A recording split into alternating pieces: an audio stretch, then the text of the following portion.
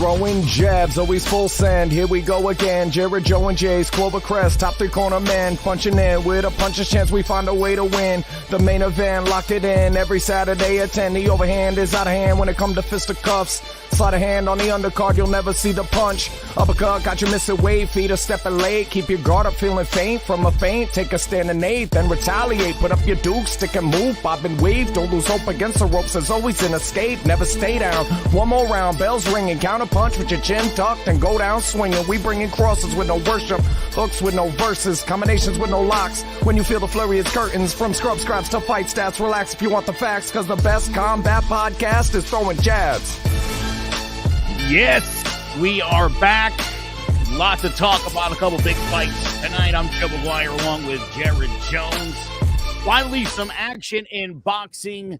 Gervonta Davis will be taking on Ryan Garcia. We've got the preview for that. And then UFC Fight Night, it's Pavlovich and Blaydes. Before we get into any of that, though, we got to talk about last weekend's fight. And boy, this was a good one. Max Holloway back on track. A vintage Max Holloway performance over Arnold Allen at UFC Kansas City. Jared, this was to me, I had this 4-1. I could see the 3-2s, but it was clear that Arnold Allen, who is definitely going to be a guy to do some damage in the future in that division, it's not going to be anytime soon, as he'll slide now to the back of the line. You can't beat Max Holloway. You cannot beat Alexander Volkanovski. What do you think of the fight with? I thought Max looked so good. Again, those hands. He took a couple big lefts from Allen, but for the most part, Jared did a great job of throwing a combo and stepping out of distance. And Allen just really couldn't get anything going. And the fight ended in vintage Holloway. He dropped him in the last second of the fight, and a lot of people didn't even see that. It happened so fast, and it was such a great combination. 3-2 Allen's a bit of a stretch. But in Allen's defense, I do want to say this. When you're in the fight, the ebbs and flows of pop, pop, pop, pop, boom, pop, pop, pop, pop, boom. He was landing the heavier, more decisive punches. Mm-hmm. And if he thought he was winning inside the cage, if Max thought it was closer than 4-1, whatever abstract that means, inside the cage, I'm with them. I feel like amateur boxing scoring, Arnold got totally beat down. But this was a very, very close fight. And Volk doesn't put up the volume Holloway does. I don't know if we might have a rock, paper, scissors situation here where Arnold gives Volk a better competition than Holloway. But that was a good, close fight where the volume of Holloway is really what made the difference. And he looked good. He always does. Yeah, again, we forget. I mean, right? I didn't realize till the fight started, but he hadn't lost a fight, a non-title fight in that division since 2013, when he was 21 and lost to Conor McGregor. He's been doing this for so long. It's same with John Jones.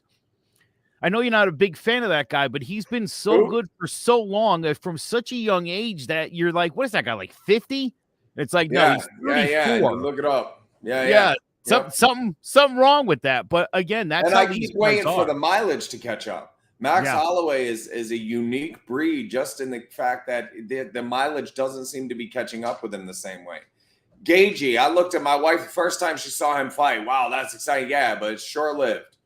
Guys like that, they don't get a lot of miles out of their cars when they drive them like that. And Holloway, when is the mileage going to catch up to him? Well, Jared, that's the thing. And you do have to figure it is at some point. He crossed the 3,000 strikes landed mark in the second round of this fight.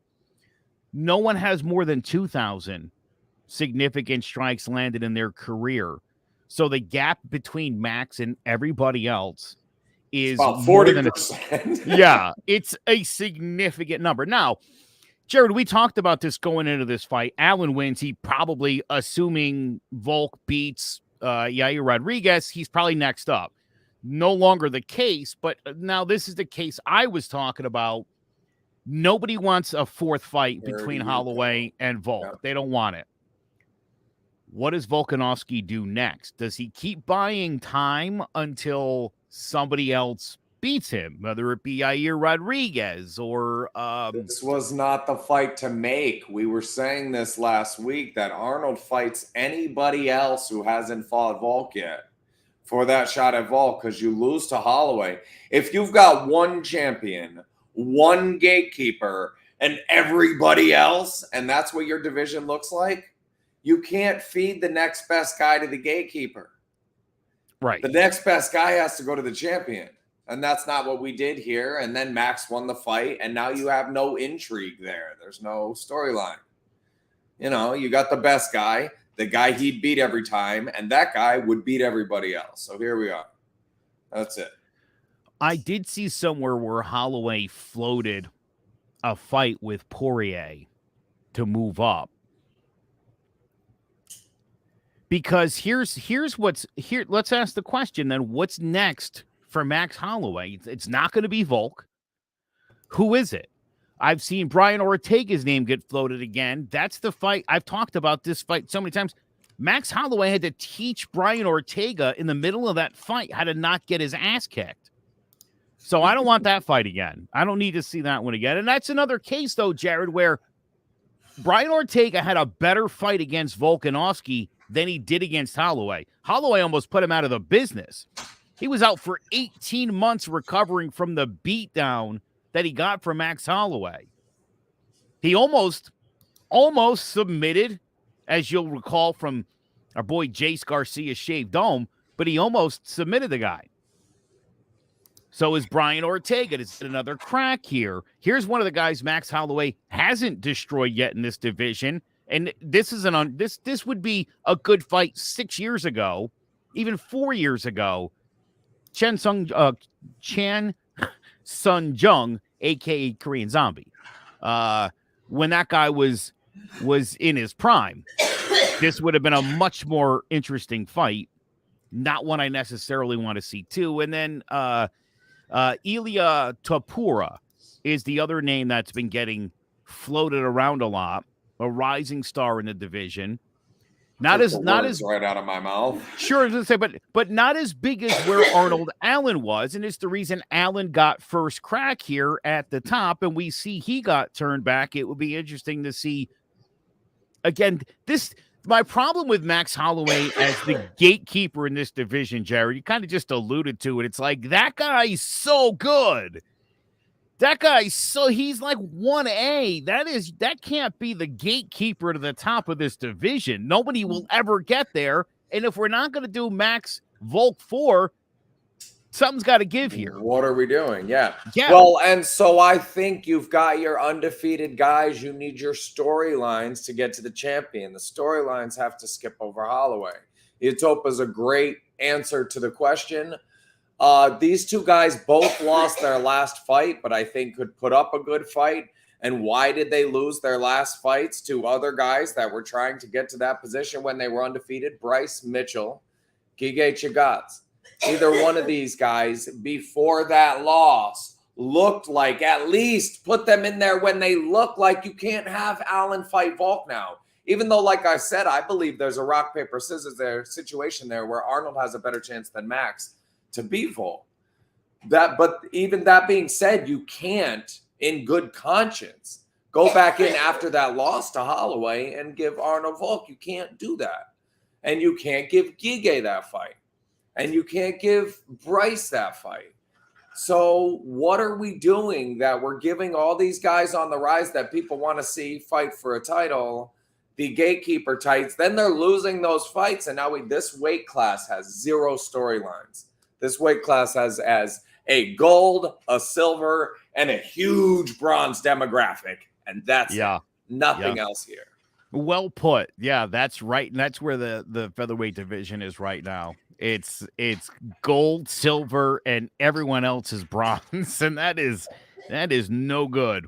And you want to put Qatar in that category? Why not? You know, he's in that bronze category, right?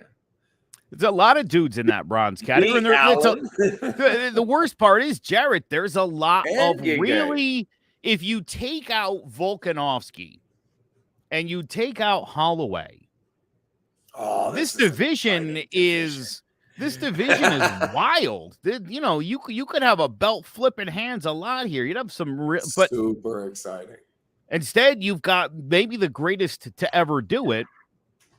And the guy behind him is one of the top 10 to ever do it. And they're doing it simultaneously. And like, no one's getting into this club. There's no about way. 35% more landed strikes than anybody in the history of the UFC is the guy in second place. Nobody else is close. I like Gige, Bryce Mitchell, and Qatar. And no Topa that you were talking about there. But Qatar beat Gige and Arnold. And then you saw what happened to Qatar and Max Holloway right here in this house. Yeah. So, like, if that guy can beat all the other contenders and then lose like that decisively to that number 2 guy, there's nothing else here. It's just not in there. It's just not in there. Arnold with the rock, paper, scissors theory. Yep, and that's it. You're not going to – nobody else is there. Arnold did prove he was close. He had to have proven that he's at least in that capacity, and he's got some miles left. He's got some years left. I like this Arnold kid. Yeah, and if somebody had it 3-2 Arnold, it's a bit of a stretch, but I'm not mad at them. I think that just more decisive punches from inside the ring. Who would you rather be at the end of the fight? Yep. I think Max got hit harder. It is what it is. He won the fight. Max won. I'm not making an argument that he lost the fight. I'm saying if somebody did, it's a stretch, but I am mad at you. Yeah, you know, listen, to his credit, at the end of the fight, in typical Max Holloway fashion, he said this guy hits like a truck. Good fighter, asked the crowd not to boo him. You know, all the things you would expect Max Holloway to do after a fight. But yeah. This is certainly not the last we've seen of Arnold Allen, but now again, he's got to get back into this line of prelim guys to figure out how to get himself back up. And he's got to beat somebody in the top 5, obviously, before he beats Volkanovski. So again, some of those names I just mentioned, depending on what Max does, depending what happens with Yair Rodriguez, this should all start to settle itself out. But he's definitely probably got to win a couple more fights now before he gets back into the octagon with someone the likes of Alexander Volkanovski. True. All right. Well, that said, Jared, and it's been a while since we've had a chance to talk about this sport at all on this combat sports show, but there's finally some freaking boxing tonight. A fight worthy of discussing. Gervonta Tank Davis and Ryan Garcia. The main event expected to begin right around 10:30 p.m. tonight on DAZN. This is a catchweight contest because somebody didn't make weight.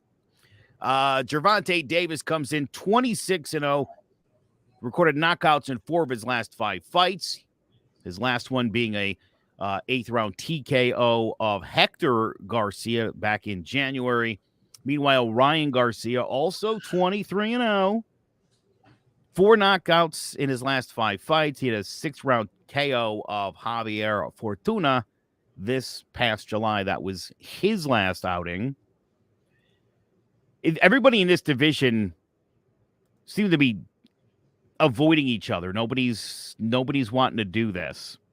Finally, we have a fight to talk about, and here's my thing. I don't love the way Tank Davis fights. And we've talked about this at length. Lose all the rounds and get a knockout? Yeah. Half of the rounds and get a knockout? Ultimately, what this guy does. Ryan Garcia, to me, always looks like he's going to lose.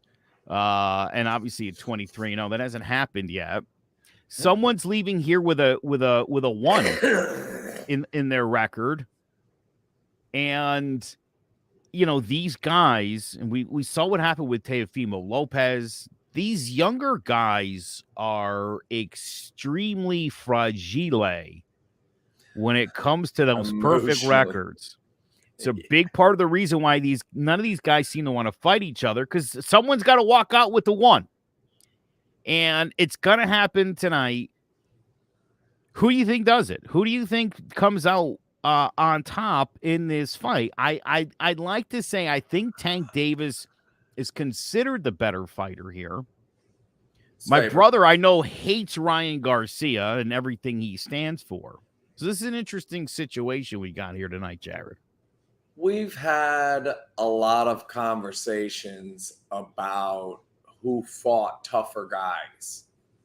A lot of people are bringing this up. I'm hearing a lot about Rolly Romero and Isaac Cruz, Mario Barrios, Leo Santa Cruz, Gamboa, how Gervonta Davis has fought all the tougher guys, and Fortuna and Luke Campbell and Fonseca on Ryan Garcia's resume, and how they're not going to hold up to anybody that Gervonta Davis has fought, because Gervonta Davis fought all the tougher guys. Now, these guys do something before they turn pro and fight all bums called an amateur career. Now, in his amateur career, Gervonta Davis fought about 3 recognizable names. He beat Erickson Lubin and lost twice to Joet Gonzalez. Ryan Garcia doesn't have the amateur record that Tank Davis has, 31-3. Ryan Garcia's amateur record, 29-15. But here are some of the names on it for this guy who doesn't want to fight anybody. Beat Virgil Ortiz Jr., beat Devin Haney, lost to Shakur Stevenson, beat Devin Haney again, lost to Devin Haney. Leon lost in the 3rd. A second win over Virgil Ortiz Jr., and you know how I feel about that. Yeah. A loss makes him 2-1 against Devin Haney. Come on. In his amateur career, Tank Davis was the one taking the easy road, and Ryan Garcia was in these tournaments fighting the toughest guys at the end of all of it. So the degree of difficulty in Davis's career, I'll point to the lost rounds. Go into BoxRec. Ryan Garcia hasn't lost rounds against these guys that aren't as good as the guys that Davis is losing rounds against.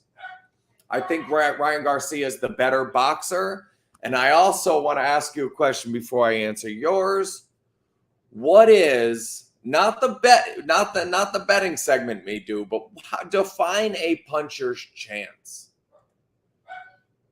My argument is going to be that Tank Davis is the most favored guy in a fight that I would call a puncher's chance type of fight in history. Gervonta Davis cannot outbox Ryan Garcia. He's got what we would call a puncher's chance, and he's a 240 favorite. He's a minus 240. He's a 2 or 3-1 favorite with a puncher's chance. These guys go all 12. Ryan's going to win 7, 8, 9 of them. I promise you. And my pick, Davis by late knockout like he does in every fight.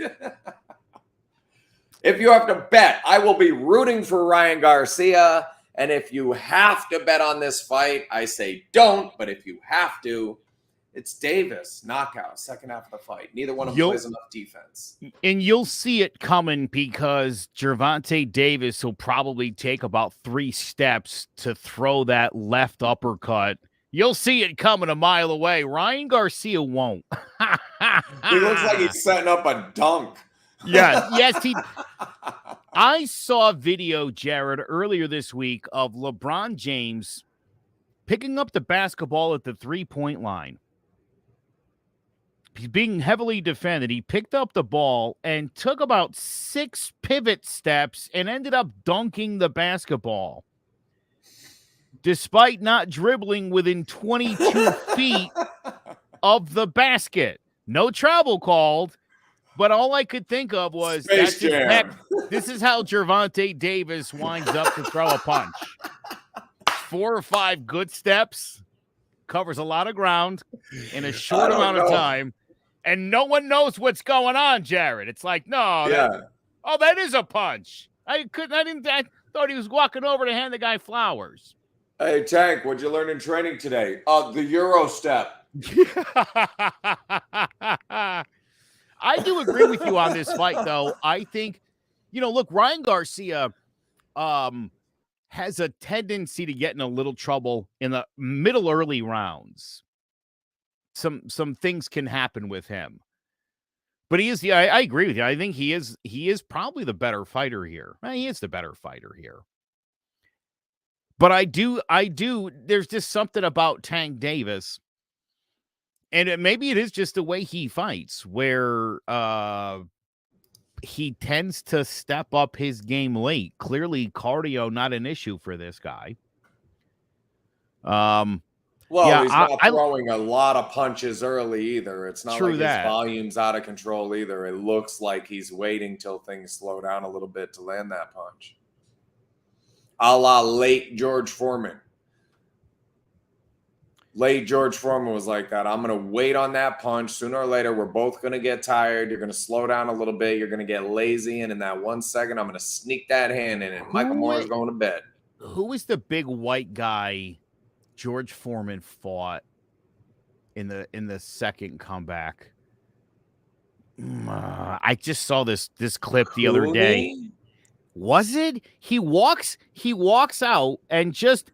They're walking towards each other for, I forget what round, like later round, and he just came up and just did that George Foreman where he gets right in at you and he throws the uppercut and dropped the guy.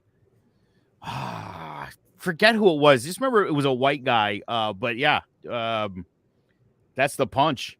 And when you got that kind of strength, boy, especially in the 8th, 9th, 10th round, where you've got the strength and the stamina to take a grown man off his feet. This is why I always would say to Jace, I hate early knockouts. I don't want to see a first or second round knockout because, we've talked about this before. Yeah. First or second round knockout doesn't tell me anything about who the better fighter is. I like a knockout in the 5th round. I want to see what happened. I want to see 4 rounds of action, and then I'd like to see a knockout. Because if you could dominate some rounds and then knock out a guy, I'm like, oh, that was just a devastating beatdown. But look, the way this sport works out is knockouts happen. Knockouts can happen at any time to anybody, right? You just got to get hit and not see it coming, and it hits somewhere in here. Nice. Bye. I still have this. You just reminded me of my argument against the UFC when it came out. I used to have trouble with the smaller gloves, the feet, the elbows, the knees. Like, do you understand what it takes for a human being to lose consciousness? And look at what we're doing here. How do we know who's better when one of them loses consciousness? You're putting too many additives in. Is there a way? And hey, I'll go pro right now today. I kid you not, I'm that good. And I don't blow my horn. I don't even call myself a boxer. I'm a trainer. I've done some stuff, but it's like not, that's reserved for people who have done that. I don't have a long list of amateur fights. I don't have any professional fights. If there was a way to take power out of the equation and just find out who's better, I'll put everything I've got on Ryan Garcia tonight. If they can't feel each other's punches and are just trying to get punched less, if there's a way to play tag and keep score, see boxing tag in Australia. They're trying. There's vests. You lose punches for headshots. If there were a way, there are like some crafty, I'd like to consider myself one of them. Very crafty guys without the age or chin or durability or whatever it is, that the power, that great equalizer that Gervonta Davis has, it's part of what makes the sport exciting. But it also, when they shrank those gloves down and introduced knees and elbows, I was going, how do you ever know who the better guy is? You could regularly get to the end of the fight and have one unconscious person and be like, I think that guy was better. I think that unconscious individual on the floor is the better fighter.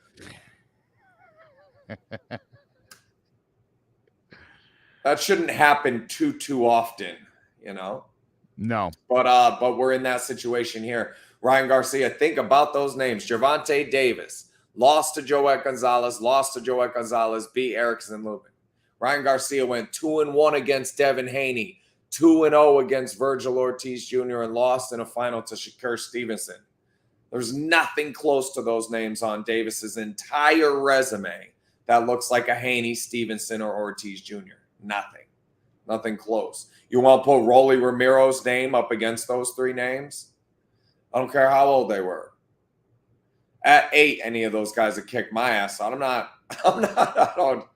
Amateurs, professionals. Ryan Garcia was tested heavily in the amateurs, and more than Tank has anything on his resume. There might be 5 guys on Garcia's amateur record that are better than anybody on Davis's resume. He will outbox Tank.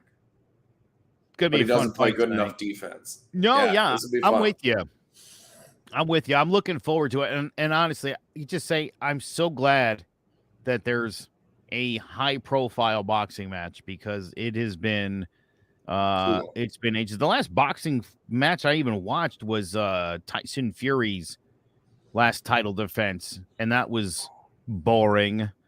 So this is good. Couple of high-profile, undefeated fighters again going at it tonight. As I said, Taylor Serrano. That's one of the last great fights I remember. Katie Taylor and Amanda Serrano was. What was that, like a year ago? A year ago. Fury and Wilder 3 comes to mind too, and that's a while back. We have to do better boxing. Let's go, boxing. Step up your game. Speaking of big fights, UFC Fight Night, Pavlovich and Blaydes go at it tonight from the Apex in Las Vegas, Nevada. Those prelims start about 4:30. Main card gets kicked off at 7 o'clock. Curtis Razor Blaydes 17-3, with a no contest. This guy's obviously been in the peripherals of the heavyweight title for some time. Couple of fights with Francis Ngannou, Derek Lewis, Junior Dos Santos. The resume is impressive. He looks to keep himself here in title contention. Tough task ahead of him. That tough task goes by the name of Sergey Pavlovich, who's 17-0, 17-1 rather, 14 knockouts. Jared, he does not have the resume of Curtis, but 5 first-round stoppages consecutively has really put Sergey Pavlovich on the radar. Who's winning this fight tonight? This is going to be a fun one. All I could think back was Blaydes and Lewis, and how he swore he wouldn't get knocked out in that fight. And it was one of the nastier knockouts we've ever seen in the sport. I do like Curtis Blaydes a lot. This is a big fight for Pavlovich. Although slowly but surely, Jared, he's been beating better people. Pavlovich's only loss somehow is to Alistair Overeem. Might be the last fight Overeem won in his career. But more recently, knockouts of Derek Lewis and Tai Tuivasa has really put Sergey Pavlovich. This is a big, strong, tough guy. Not quite Derek Lewis strong, but pretty damn strong. And I think that's got to be of concern for Curtis Blaydes. He moves better than the guys that Blaydes has been up against. I always worry about the weight. Not that we need more heavyweight divisions, but hey, my puncher's chance from last week, the plus 550. I'm like, Zhang's a good fighter and he's 25 pounds bigger, maybe. And this is going to be, if the, did they weigh in about 10 pounds different? I don't like that 10 pounds for Blaydes, but I am taking Pavlovich.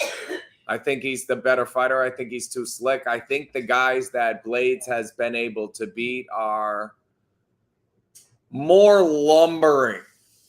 If I say lumbering, bumbling, stumbling, if I say that and then name these fighters, Tom Aspinall, Chris Dawkins, Rosenstruck, Derek Lewis, Volkov is probably the last one he fought. That's 2.5 years ago. So a guy that can move like this, I think Blaydes could be in trouble.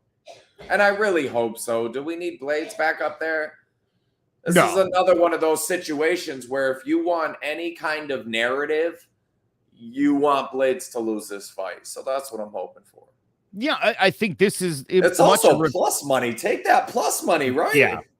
Come on. This makes me think a lot of last week where, again, you got a guy in Blaydes, sort of like Holloway, where if he wins... What is he doing? Is he getting the next title shot? Probably not. This is a guy, again, who every time he gets close tends to lose.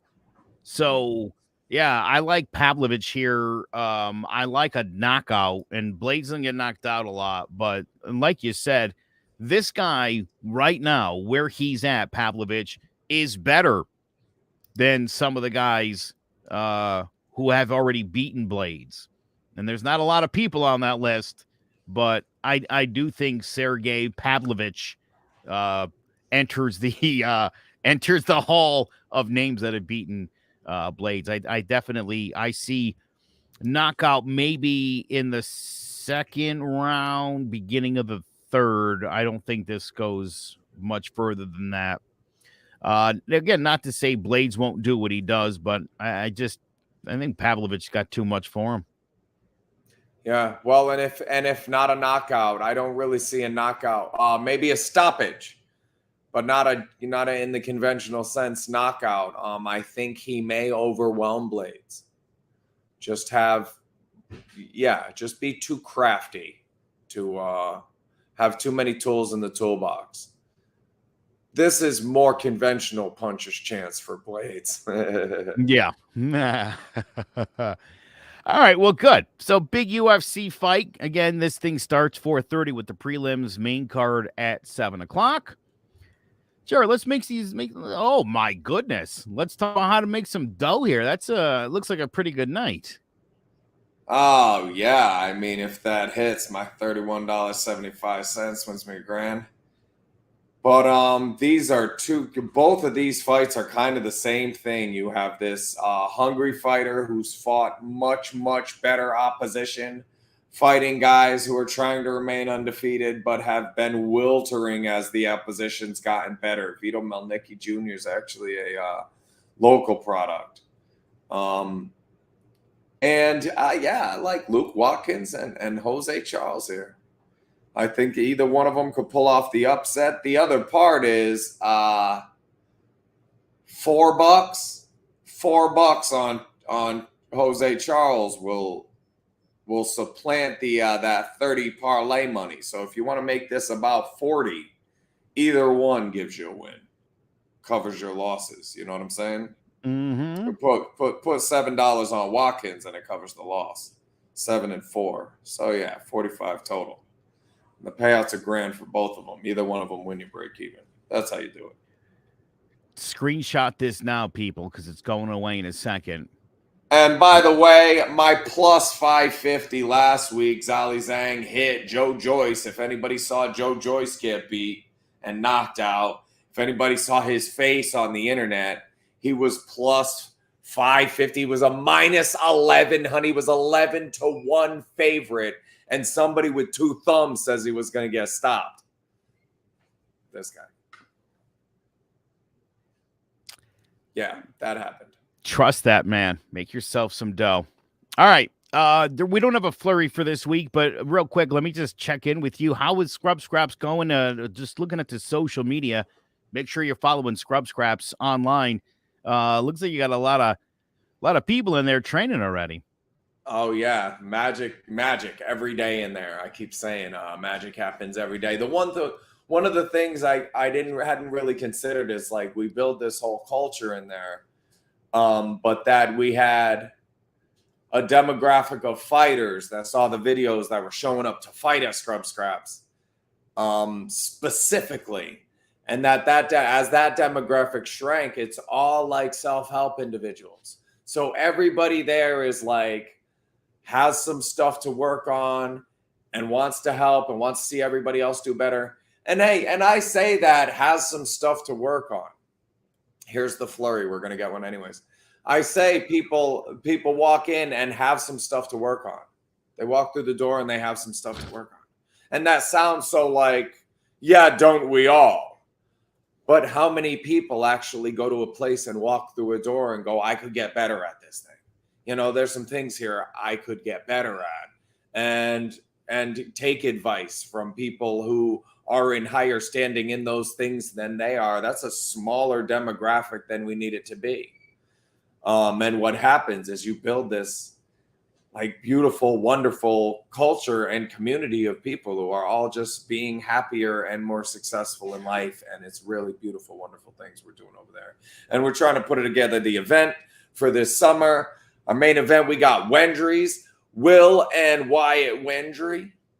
They're fighting each other. They're 20 and 18. They're brothers. They're 205 and 215, 6'2 and 6'3. We'll end up with a tail of the tape on these guys. But, love it. Love it. When you fight both guys, you're in the know as to who's going to win. When I tell you these brothers are very, very, very evenly matched, and I can't tell you who the better guy is right now, that honest. Will and Wyatt Wendry. Keep an eye out for that. Who, what Wendry? Love it. All right. Thank you for checking out today's show. Again, great fights for tonight. You can check us out on social media at Throwing Jabs, Facebook, YouTube. We're a little bit of everywhere. We're on Twitter. You can also visit clovercrestmedia.com/Throwing Jabs. For Jared Jones, I am Joe Aguirre. We'll catch you next Saturday at 10 for Throwing Jabs.